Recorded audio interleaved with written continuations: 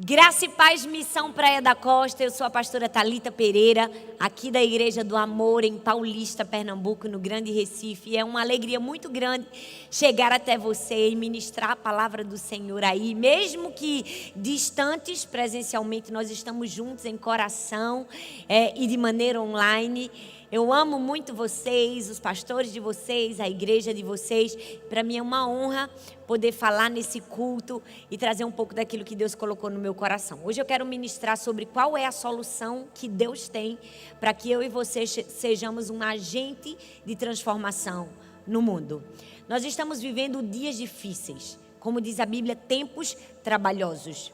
Nós estamos vendo o mundo perdido numa pandemia, num caos, no desemprego, pessoas sofrendo, sem ter o que comer, pessoas perdendo seus empregos. Mas mais do que isso, nós estamos vendo há muito tempo o mundo numa degradação.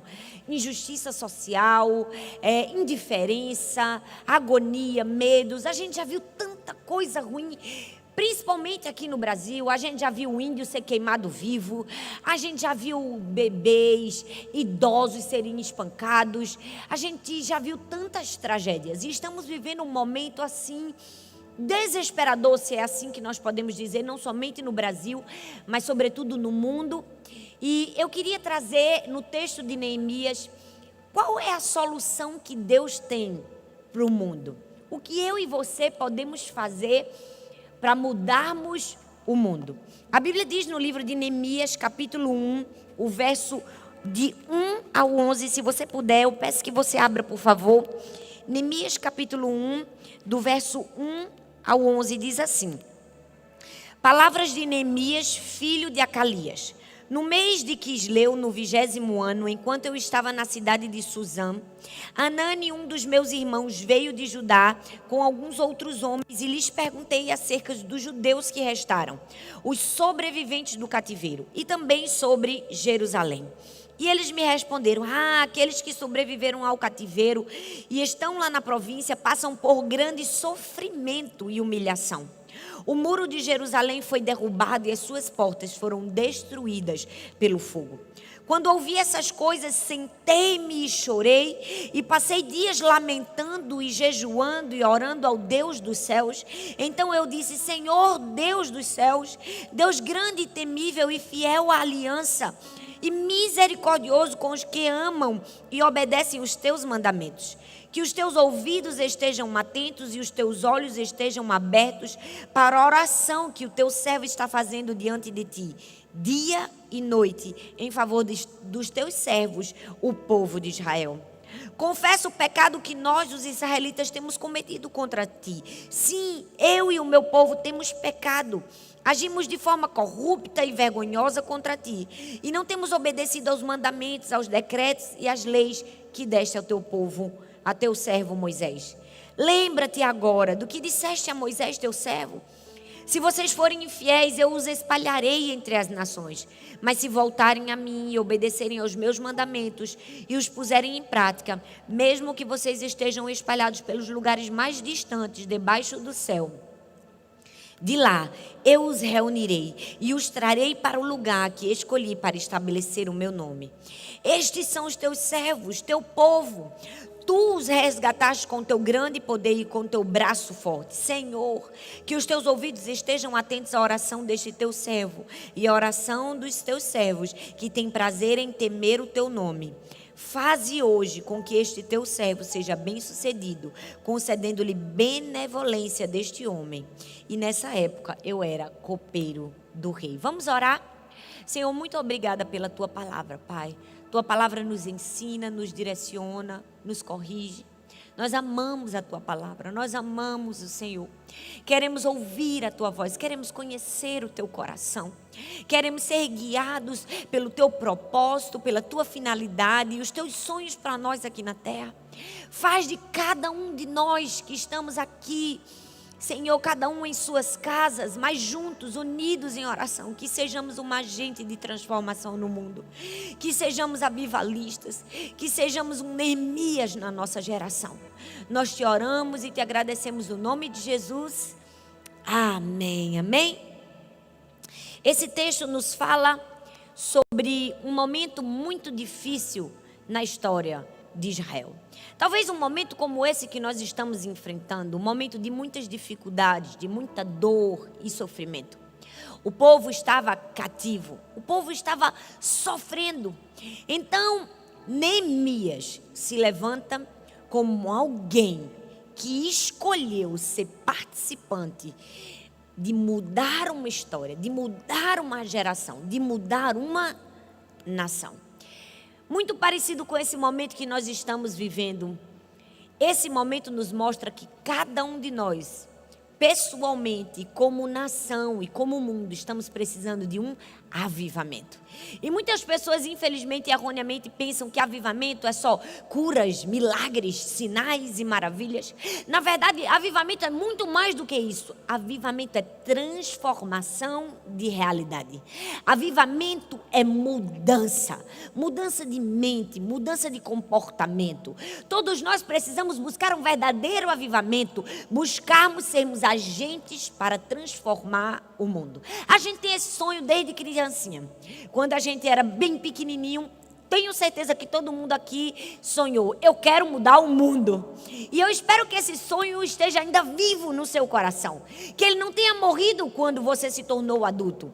Que ainda esteja latente na sua alma e no seu coração o desejo. Eu vou mudar o mundo. E sim, nós podemos mudar o mundo. Com o evangelho de Jesus é possível mudar o mundo. Eu tenho certeza que você sozinho não pode mudar o mundo. Mas eu tenho certeza que eu, você e cada um de nós, juntos, podemos fazer a nossa parte e sermos transformadores de mundo. Assim como foi Neemias na sua geração.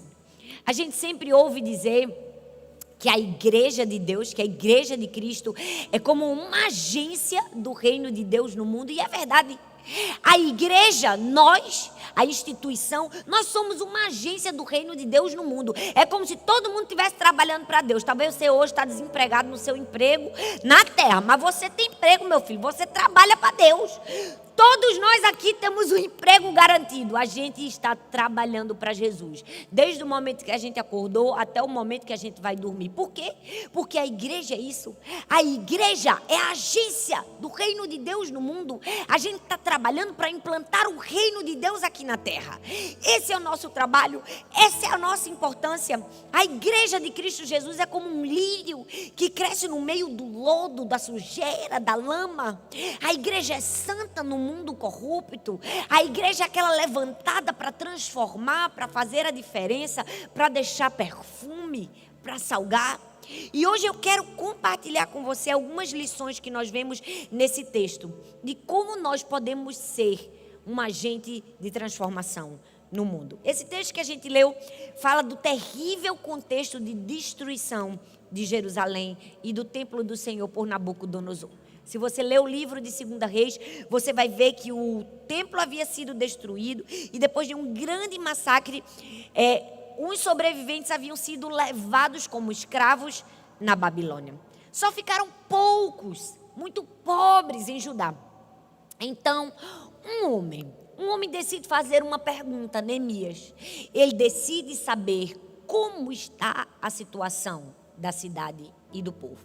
E daí a gente já tira a primeira lição para sermos um agente de avivamento no mundo: desperte real interesse pela situação da cidade. O verso 2 e o verso 3 diz assim: veio Anani, um dos meus irmãos, com alguns de Judá, e perguntei-lhes. Ele perguntou por quem, gente? Neemias perguntou pelos judeus que haviam escapado e pelos os que restaram do cativeiro e acerca de Jerusalém. Neemias pergunta por dois grupos: a cidade e as pessoas. E o texto no verso 3 diz: e eles me responderam: os restantes que ficaram do cativeiro lá na província estão em grande aflição e opróbrio, e também está derribado o muro de Jerusalém e suas portas queimadas ao fogo. Esse texto nos mostra a primeira atitude de Neemias. Neemias tinha interesse pela situação da cidade e das pessoas. Eu quero fazer essa pergunta para mim e para você: qual é o seu interesse pela situação da sua cidade, do seu bairro, da sua rua, da sua vizinhança, do seu país, do mundo e das pessoas com as quais você convive. Aí talvez você possa perguntar: ai, pastora, mas essa é uma pergunta muito subjetiva, não sei como responder. Simples, vou te dizer. Qual é o seu nível de busca a Deus pela sua cidade? Sabe, esse é um momento onde muitas pessoas estão sofrendo. E é incrível ver a apatia de muitos outros. Parece que a gente só torce pelo Brasil na época de Copa do Mundo. Na época que tem um bocado de jogador correndo atrás de uma bola, a gente está desesperado, querendo que o Brasil vença. Mas é em momentos como esse que a gente quer que o Brasil vença, que a gente quer que a desigualdade vença, que a gente quer que o sofrimento das pessoas seja aniquilado. Nós precisamos ter um real interesse pela cidade, pelas pessoas. Sabe por quê? Porque servimos a Deus quando nos importamos pelas pessoas.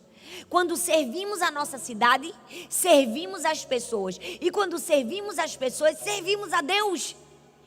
Sempre eu digo isso, as pessoas acham que servir a Deus é servir uma estrutura. Não, servir a Deus é servir pessoas, é se importar com pessoas.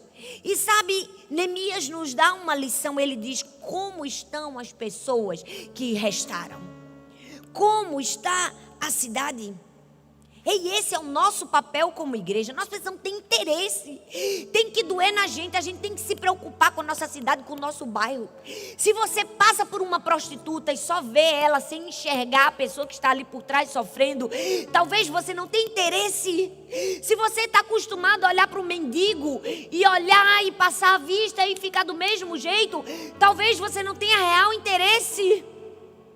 Se você está acostumado a olhar na sua rua, no seu bairro, desigualdade social, sujeira, pichação, droga, tráfico, e aquilo não move você, não dói em você, não machuca você, talvez o seu interesse esteja em outras coisas e não naquilo que está o interesse do coração de Deus. Neemias disse: eu preciso saber como estão as pessoas, eu preciso saber como está a cidade, eu me preocupo com aqueles que estão sofrendo. A minha pergunta para mim e para você hoje: nós como igreja temos um real interesse pela nossa cidade, pelas pessoas com as quais nós convivemos? A Bíblia diz que a igreja é o sal da terra. O texto diz em Mateus capítulo 5, versículo 13: vós sois o sal da terra. Mas se o sal perder suas qualidades, como restaurá-lo? Para nada mais presta senão para ser jogado fora e pisado pelos homens. E pisado pelos homens. A Bíblia diz: você é o sal da terra.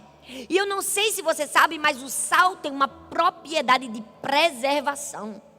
O sal tem uma força preventiva. Ele impede a proliferação de bactérias, de germes. Ele consegue salvar o alimento da decomposição. Antigamente, quando não existia geladeira, era o sal que preservava as carnes. Era o sal que preservava o alimento.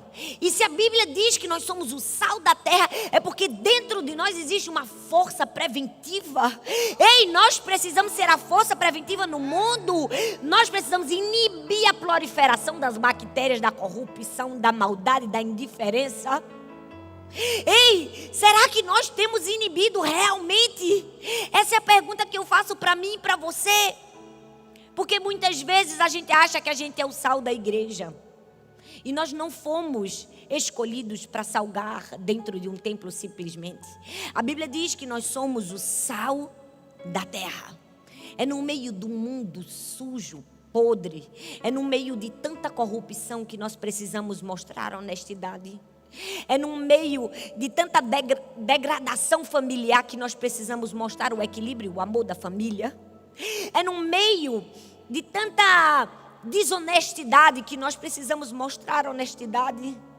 É no meio de tanta indiferença que nós precisamos mostrar o amor leal e verdadeiro. Ei, nós somos a força preventiva do mundo.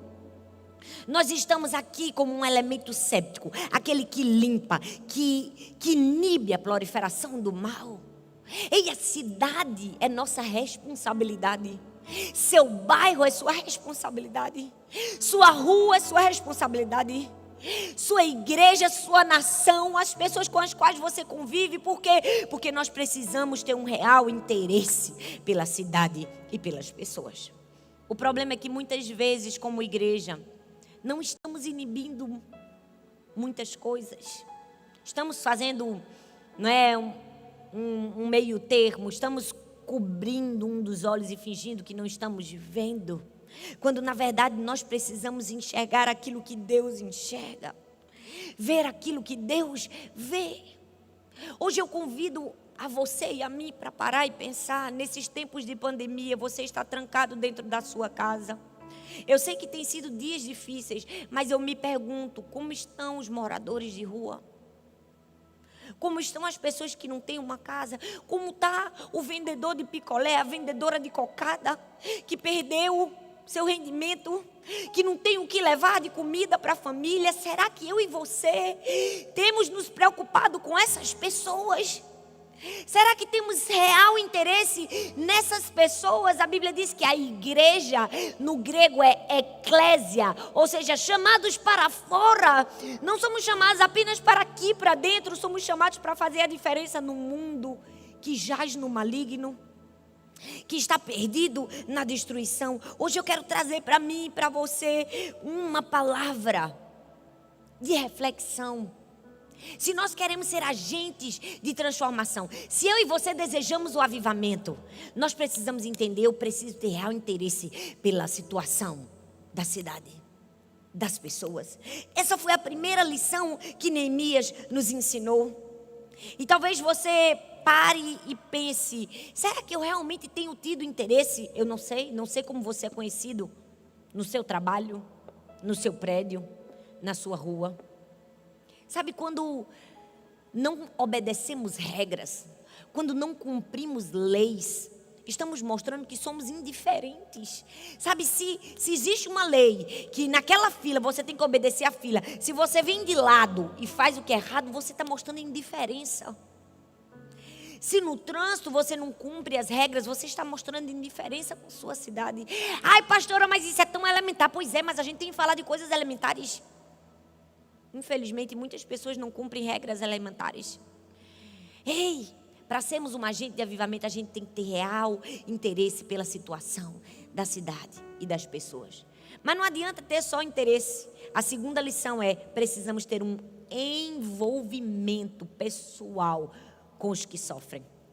O verso 4 diz assim: tendo eu ouvido essas palavras, sentei-me e chorei e lamentei por alguns dias. Perceba quantas lições Neemias nos dá. Ele se preocupa com as pessoas, se preocupa com a cidade. Mas não somente se preocupa, ele tem um envolvimento pessoal com aqueles que estão sofrendo. Porque não adianta só se preocupar, não adianta ter só interesse. Ai meu Deus, eu estou com pena.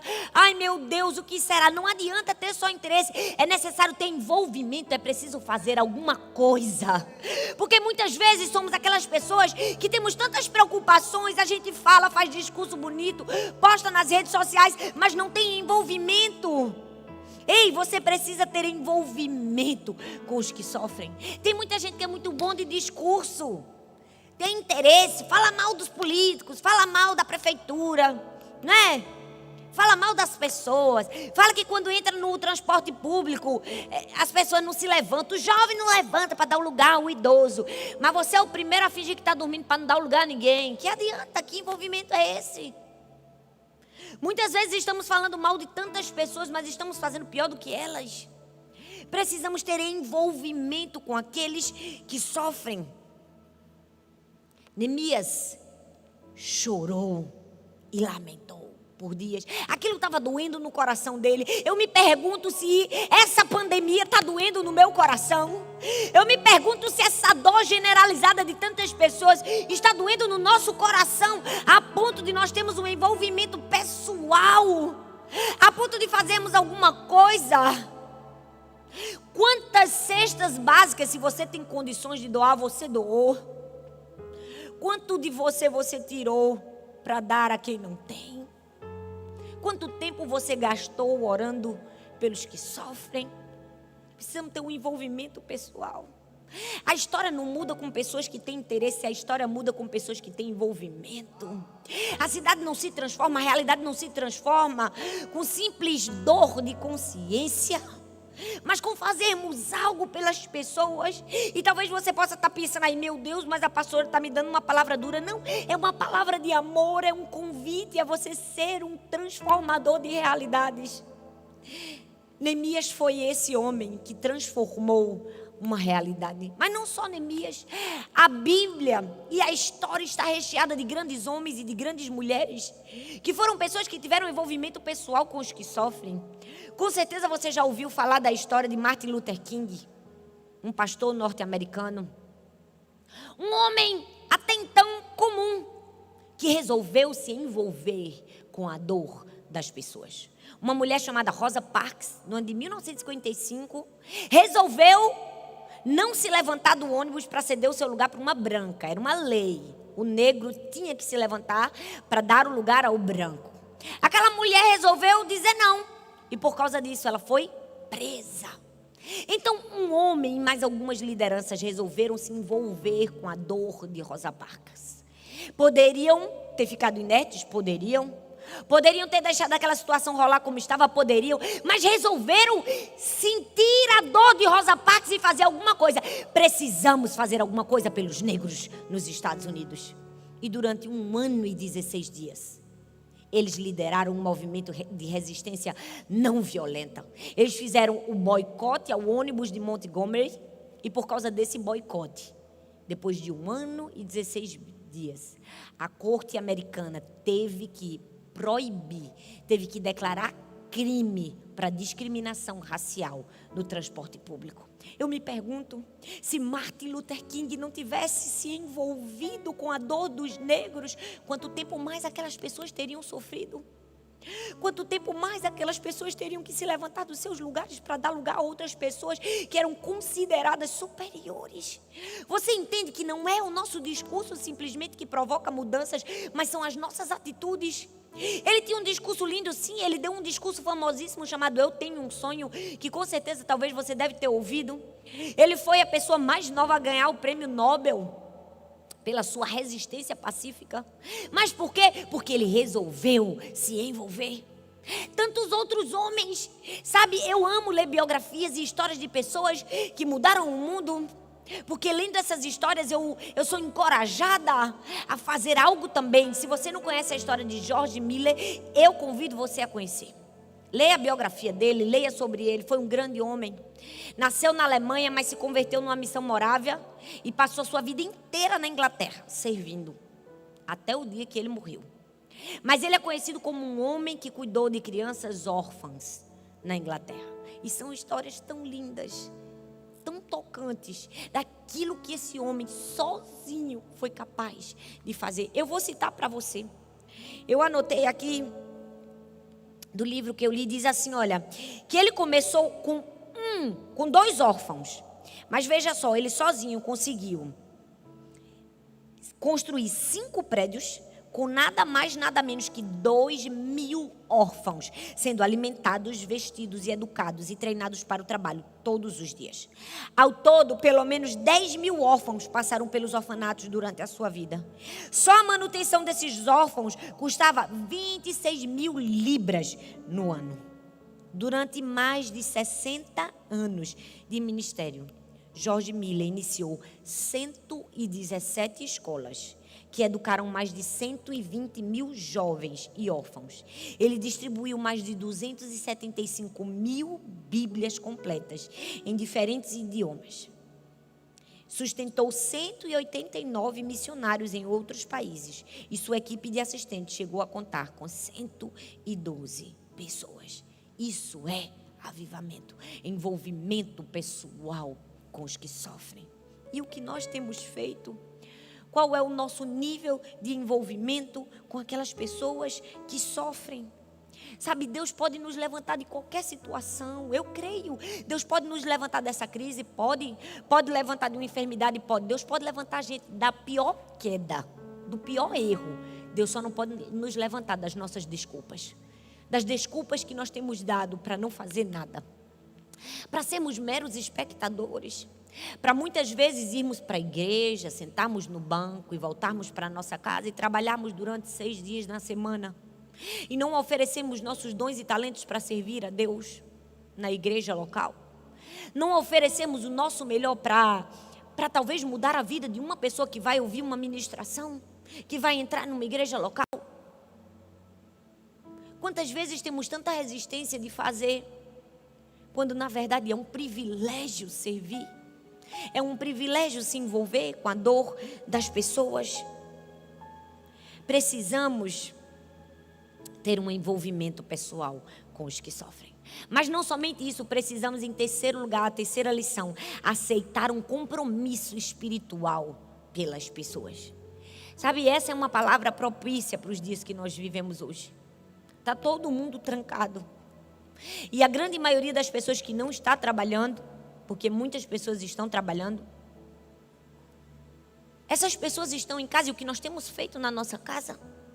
O verso 4, a parte B, e o 5 e 6 diz assim: e continuei a jejuar e a orar perante o Deus do céu. E disse: ó Senhor, Deus do céu, Deus grande e temível, que guardas o pacto e usa de misericórdia para com aqueles que te amam e guardam os teus mandamentos, estejam atentos os teus ouvidos e abertos os teus olhos para ouvires a oração do teu servo, que hoje faço perante ti dia e noite, pelos filhos de Israel, teus servos, confessando eu os pecados dos filhos de Israel que temos cometido contra ti. Sim, eu e a casa de meu pai pecamos. Não é só com boa vontade, não é só com piedade, não é só com compaixão, não é só com envolvimento que a gente muda o mundo, porque filantropia não muda o mundo. O que é que muda? É o nosso envolvimento espiritual com as pessoas, é o nosso compromisso espiritual pelo outro. O texto diz que Neemias fez o quê? Ele orou, ele jejuou, ele clamou, ele confessou o pecado das pessoas. Ei, nós precisamos ter um compromisso na oração e no jejum. Quanto tempo gastamos durante o dia em oração, em busca, em jejum, em quebrantamento? Deixa eu te fazer uma pergunta. Me fala quais são as suas orações e o tempo que você gasta com isso, que eu te digo quais são as suas prioridades na vida. Porque muitas vezes nós fazemos até orações, mas as nossas orações dizem respeito a nós, a nossa família, aos nossos interesses, às nossas necessidades. Já percebeu? Que a gente vai orar e a gente: Deus, tenha misericórdia. Ora pela mãe, pelo pai, pelos filhos, pela casa, pelo trabalho. Glória a Deus por isso. Continue. Mas não pode ter só isso na nossa oração. Qual é o nosso compromisso espiritual pelo outro, pelas outras pessoas? Deixa eu te dizer uma coisa. Criança dá uma lição na gente nesse sentido. Todas as vezes que as minhas filhas vão orar, elas oram, agradecem pela família, aquela coisa que toda criança faz. Mas elas sempre oram pelo necessitado. Elas dizem: Deus, tem misericórdia dos mendigos na rua. E elas oram pelas pessoas que estão sofrendo. Por quê? Porque criança tem esse olhar de pureza, de compaixão. Uma vez que ela viu, aquilo entra no coração, ela não esquece. E nós muitas vezes somos tendenciosos a esquecer. Ei, deixa eu te dizer, nós mudamos o mundo quando nós temos um compromisso espiritual pelas pessoas. Quantas vezes você orou pelas pessoas que estão enfermos nesse momento com o Covid? Quanto do seu dia você guardou para interceder por uma pessoa que precisa de Jesus? Para alguém alheio a você? O que nós temos feito em termos de busca a Deus pelas pessoas? Neemias aceitou um compromisso espiritual. Ele chorou, ele lamentou, mas ele não só fez isso, ele orou, ele jejuou, ele clamou. Eu lembro que quando eu era criança, minha mãe me ensinou muitas lições preciosas, e uma delas é que todas as vezes que a gente estava no carro, quando passava uma ambulância, minha mãe sempre fazia a gente parar a conversa, parar o que estava acontecendo no carro e dizer assim: vamos agora orar por essa pessoa que está na ambulância. A gente não sabe como é que ela está, se ela vai morrer sem Jesus, se ela está sofrendo. Vamos orar para Deus salvar a vida dessa pessoa. Vamos orar para Deus restaurar a saúde dela. Vamos orar para o sangue estancar. E eu me lembro que a gente era pequenininha, a mãe parava tudo e a gente começava a orar dentro do carro: Deus, abençoa a pessoa que está na ambulância. E por diversas vezes minha mãe fez isso a vida inteira quando a gente estava dentro do carro. E hoje, já adulta, eu não consigo estar no trânsito, dirigindo, passar por mim uma ambulância assim que eu diga: Deus, tenha misericórdia dessa vida que está na ambulância. Salva essa pessoa, Deus. Cuida dessa pessoa, Senhor. Engraçado que eu ensinei esse costume para as minhas filhas. Então, quando a gente está no carro, passa uma ambulância, a Sara e Laura faz: mãe, vamos orar pela pessoa na ambulância. Mas sabe, foi uma coisa tão pequena, tão simples. Mas aquilo que minha mãe fazia me ensinou a ter compaixão pelas pessoas, a ter um compromisso espiritual pelas pessoas, a orar pelas pessoas, a clamar pelo outro. Ei, é assim que a gente vai mudar o mundo, quando a gente tem um compromisso espiritual por quem está sofrendo. Quando a gente separa uma parte do nosso tempo para orar, para jejuar, para clamar. Porque nós temos a luz de Jesus dentro de nós. A Bíblia diz que a gente não é somente o sal, a gente também é a luz do mundo. A gente tem o poder de dar direção, mostrar o caminho. É assim que precisamos ser e fazer para que as outras pessoas conheçam Jesus. Talvez você já convidou seu vizinho para ir para a igreja e ele nunca foi. Que tal você pagar um preço espiritual por essa pessoa? Que tal você fazer uma campanha de jejum e dizer: Deus, eu vou jejuar tantos dias, eu vou clamar, eu vou orar, eu vou pagar o preço por essa pessoa, e só assim eu vou convidar ela para ir na minha igreja, e só depois eu vou convidar ela para ir na minha célula. Mas a gente não faz isso às vezes, porque nós estamos tão centrados em nós mesmos, nós estamos tão preocupados com as nossas ausências, com aquilo que nós precisamos, que nós esquecemos do que as outras pessoas estão precisando. Neemias perguntou, chorou, lamentou, mas ele também orou, ele também jejuou.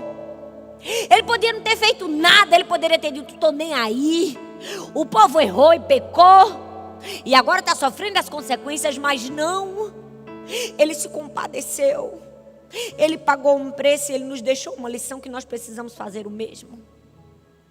Ei, se queremos ser avivalistas, se queremos ser transformadores de mundo, se queremos ver realidades transformadas, precisamos também, além de pagar o preço, reconhecer nossas fraquezas e nossas falhas. É a quarta lição do texto.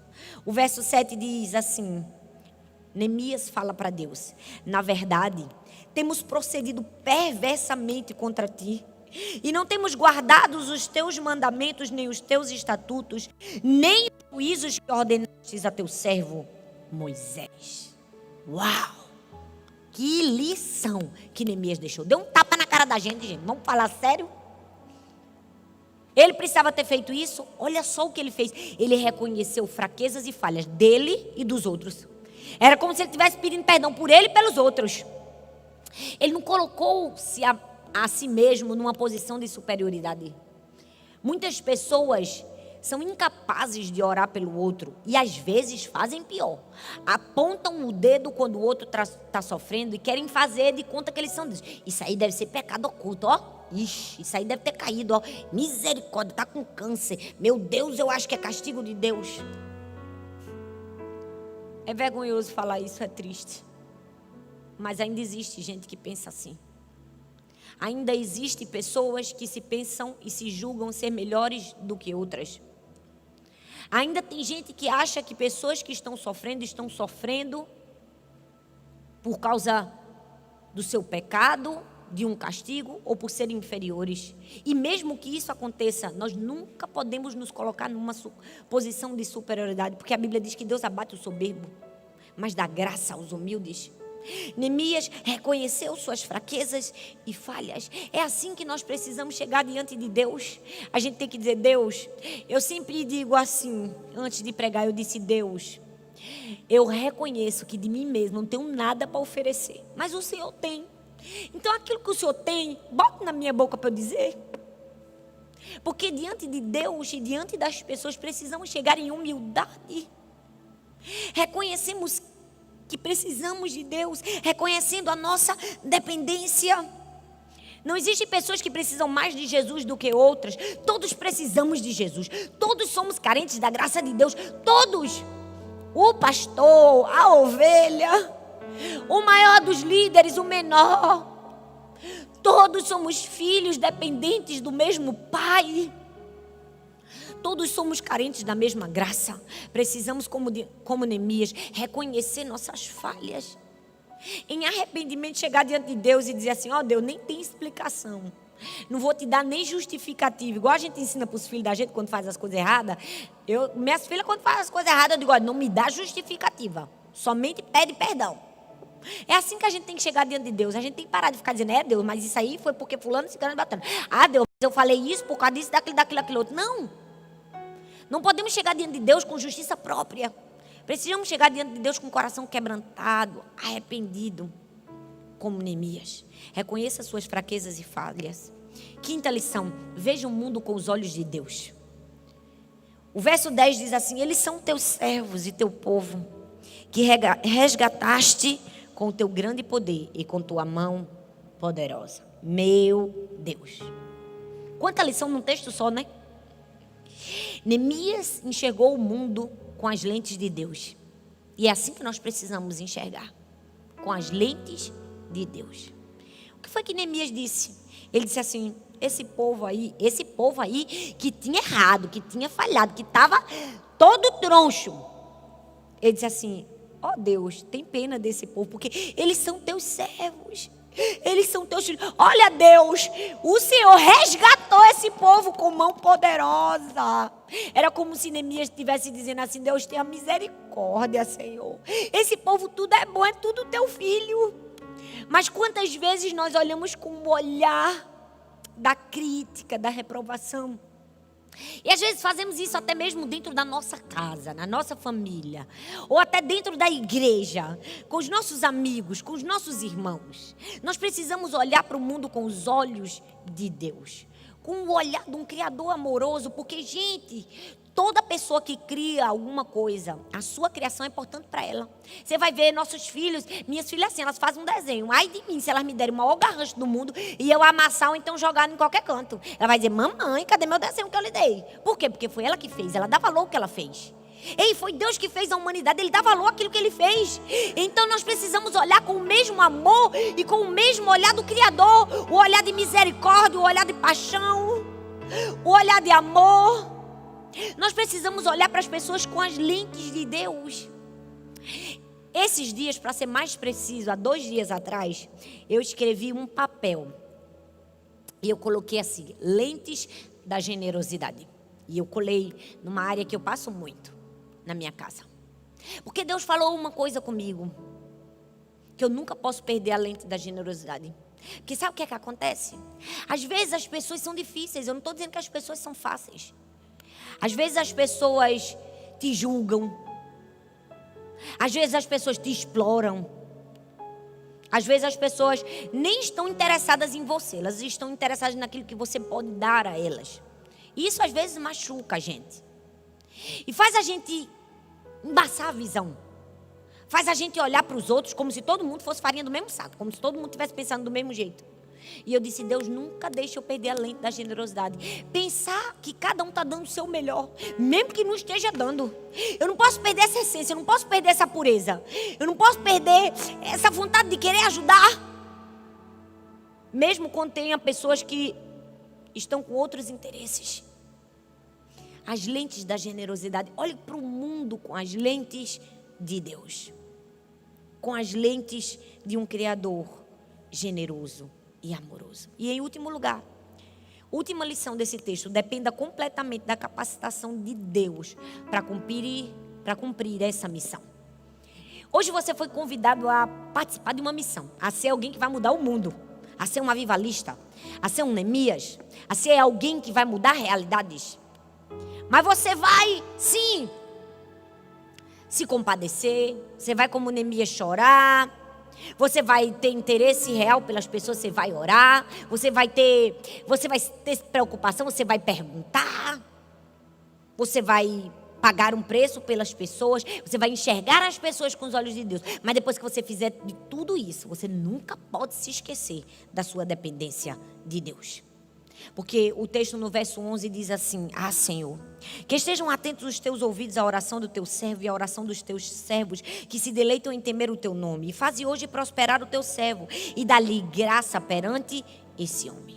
Deixa eu te dizer, transformar realidades é uma missão de resgate. E toda missão de resgate envolve riscos.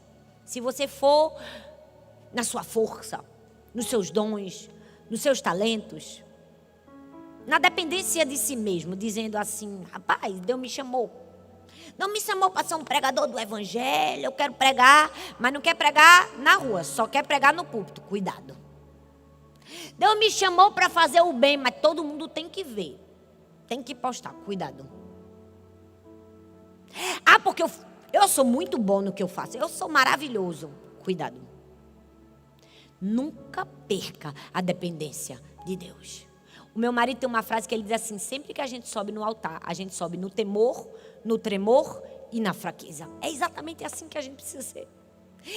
Reconhecer nossa identidade, saber que somos filhos, que somos preciosos, que tem coisa grande de Deus depositada dentro de nós para a gente compartilhar, sim. Mas reconhecer que sem Ele nada podemos fazer. O que foi que Neemias disse? Ele disse assim: tem graça, derrama graça sobre mim. Por favor, Deus, eu sou teu servo, tenha piedade de mim. Sem ti eu não posso fazer nada. Eu vou sair daqui, eu vou começar um movimento, eu vou transformar o mundo, mas eu preciso do Senhor. Ele disse assim: ó, por favor, Deus, faze prosperar hoje o teu servo. Eu sou teu servo. Porque o mais complicado nos dias de hoje não é você se encher de Deus, é você se esvaziar de si mesmo. Porque se encher de Deus é muito fácil, é buscar. Agora, se esvaziar de si, às vezes dá um pouco mais de trabalho. Nós precisamos depender completamente da capacitação de Deus. Porque é Deus quem vai fazer. Nós somos apenas a luva, a mão é Deus, o instrumento é Ele. Que lindo saber que vocês são uma igreja que está mudando o mundo. A missão Praia da Costa é um exemplo no Espírito Santo. É um exemplo. Que lindo ver. Da última vez que eu fui aí, o pastor me mostrou os livros que entregam nos hospitais, o trabalho que vocês têm com os enfermos, de capelania. E tantas obras sociais que vocês fazem. Que lindo, glória a Deus. Que você seja hoje convidado a participar desse grupo, se você ainda não está. Mas que você nunca se esqueça que Deus é quem te capacita. E que nós dependemos e precisamos de Deus todos os dias. Deus está buscando Neemias nesses últimos tempos, transformadores de mundo. Sabe por quê? Porque eu e você não fomos feitos para correr atrás do vento. Nós temos um propósito, nós temos uma missão.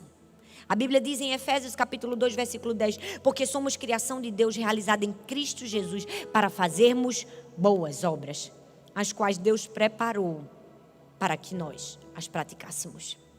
A Bíblia diz que nós somos criação de Deus para fazermos boas obras, as quais Deus já tinha preparado. Deus já tinha uma missão para mim e para você. A missão de não passar indiferente no mundo, a missão de fazer a diferença, a missão de onde a gente andar. Eita, aquele ali, aquela mulher faz a diferença no mundo, aquele homem faz a diferença no mundo. As pessoas precisam olhar para mim e para você e dizer assim: essa é uma grande mulher de Deus, um grande homem de Deus. Não somos perfeitos, mas temos que ser transformadores de mundo. As pessoas têm que nos respeitar como filhos de Deus. No nosso trabalho, no nosso prédio, na nossa vizinhança, na igreja, em todos os lugares. Precisamos ser Neemias na nossa geração. Tem um dos textos mais lindos que eu amo sobre a história de Davi. Em Atos capítulo 13, versículo 36, diz assim: tendo, pois, Davi servido ao propósito de Deus na sua geração, adormeceu, foi sepultado com os seus antepassados e o seu corpo se decompôs. Uau! A Bíblia diz: tendo, pois, Davi servido ao propósito. Eu espero que isso possa ser parte da minha jornada de vida e da sua jornada de vida. Tendo, pois, Talita, Maria, José, Cláudia, Sônia, Davi, servido ao seu propósito, adormeceu. Eu quero te convidar hoje a servir ao seu propósito, a servir ao chamado que Deus te escolheu. Eu quero te convidar hoje a ter interesse pelas pessoas, a ter interesse pela sua cidade, pelo seu país, mas não somente a ter interesse, a ter envolvimento pessoal, a fazer alguma coisa, a estender a mão. Mas não somente isso, eu te convido a ter um compromisso espiritual, a orar, a clamar, a jejuar. Eu te convido a olhar para as pessoas com as lentes de Deus. Eu te convido a ser um transformador de realidades, assim como foi Neemias. Para que, assim como Davi, a gente possa todos os dias deitar a cabeça no travesseiro e com a consciência bem tranquila dizer: hoje eu trabalhei duro na equipe de Deus para mudar o mundo. Que eu e você, neste dia, possamos deitar a cabeça no travesseiro e dizer: eu trabalhei, eu fiz alguma coisa para mudar o mundo hoje. Ei, que lindo ver. Eu saí da minha casa para vir aqui fazer essa mensagem, gravar essa mensagem. E que lindo saber que não só eu estou fazendo algo para mudar o mundo, vindo aqui, talvez trazendo uma mensagem. Tem 1, 2, 3, 4, 5 pessoas aqui comigo, trabalhando duro na equipe de Deus para mudar o mundo. Tem 2 pessoas nas câmeras, uma no som, outra na iluminação e mais um no teclado. E eu cheguei aqui cedo na igreja para meditar. Eram umas 3 horas. E o meu filho que está tocando teclado ali, ó, filma ele, ó, que ele também é um transformador de mundo. Estava aqui desde 1h30 da manhã, ou da tarde, só me esperando para servir a mim e a você que está ouvindo essa palavra. Que nós possamos deitar a cabeça no travesseiro e dizer: eu sou um transformador de realidades. Eu sou um Neemias na minha geração. Esse é o convite de Deus para mim e para você. Não sermos indiferentes à dor do outro, mas nos preocuparmos, trabalharmos duro e fazermos o nosso melhor para mudar realidades. Eu quero que aí no seu lugar, na sua casa, na sua sala, no seu sofá, que você feche os seus olhos e que você faça essa oração comigo, uma oração de quebrantamento, uma oração de entrega. Que você diga: Deus, essa palavra precisa ser vida para mim, precisa ser prática para mim. Deus, me ajuda, Senhor. Me ajuda a trabalhar mais, a servir mais, a doar mais, a entregar mais. O que você tem feito junto à sua igreja local, junto à sua liderança, o que você pode fazer para servir melhor? Faça. Deus está te convidando para ser um Neemias na sua geração. Feche os seus olhos e diga: Deus, Senhor, nos perdoa se muitas vezes temos sido alheios à dor do outro.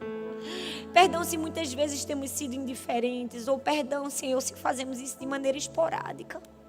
De tempos em tempos somos movidos, mas na maior parte do tempo nos preocupamos somente com nós mesmos.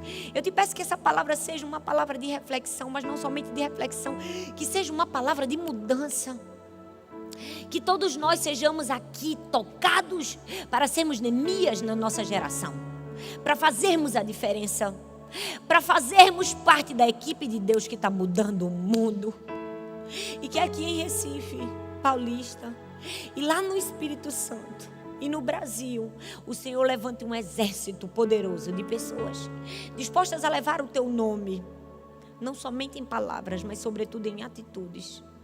E que o Senhor conte comigo, que o Senhor conte conosco, Senhor, e que o Senhor conte conosco, Senhor, para essa mudança de realidades.